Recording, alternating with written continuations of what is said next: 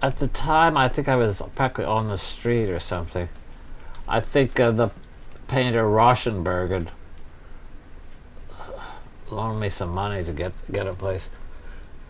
And my friend who I did some plays with, Stephen Paul Miller, who's a professor of English at St. John's, he he was moving out, so I took this over. And the landlord said, "Taylor, what you're doing is illegal, but I heard of you, so you can stay." Because he used me as a, sort of an intro for other tenants. Oh, Taylor Mead lives here. This is when there were no bars, nothing on Ludlow. In fact, I used to be afraid to come home at night, and I've been mugged on my own block. But now it's full of bars. It's almost Times Square.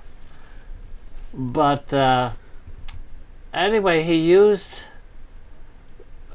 me because I was already, I'm already pretty well known anyway. So he said, Taylor Mead lives here. This is an artist building, and so a lot of people in the arts moved into the building and the neighborhood. And now they don't need the artists.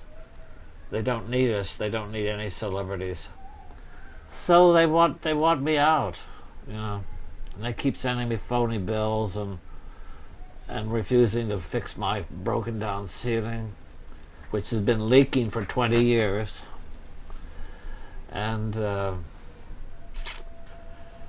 so it's and the corporation keeps changing that owns the building, so I don't know who I'm dealing with. And there were 3 great trees outside my window, 100-year-old trees, because a 20-story building is going up 30 feet from my window. So I've never had curtains on my window. I'm going to have to, because my privacy is going to be lost within a year. But I'll be lucky if I can hold on to this place. They charge late fees. They keep changing the date of the late fees. It used to be 10 days. You had to give them a check.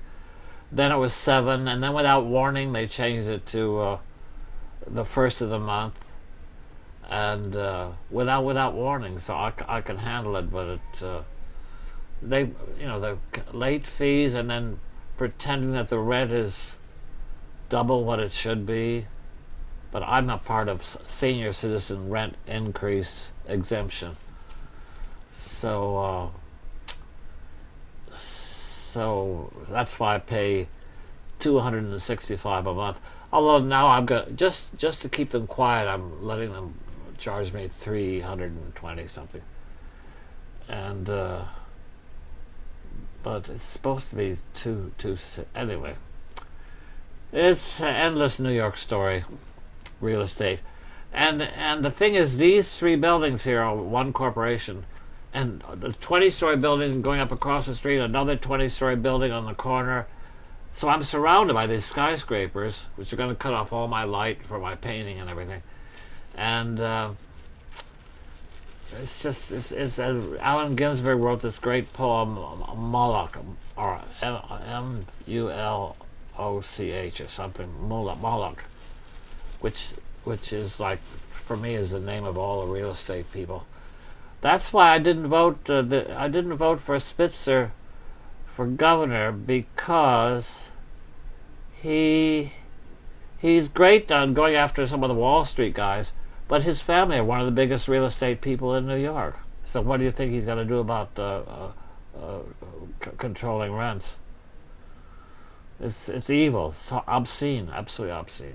They have nothing in the brain except numbers. And the so-called affordable housing is like fucking billionaire Bloomberg considers affordable housing like $1,000 or $2,000 a month for a tiny place like this. And I think everyone else in the building is paying $1,500 or $2,000. But all the other apartments are completely redone, which gives me hope. Which, as long as they don't sell the building. And there's a thing called eminent domain, in which they can just throw anyone out. They're doing it in Brooklyn all over. And it's just total bullshit. Well, it's not bullshit, it's for real.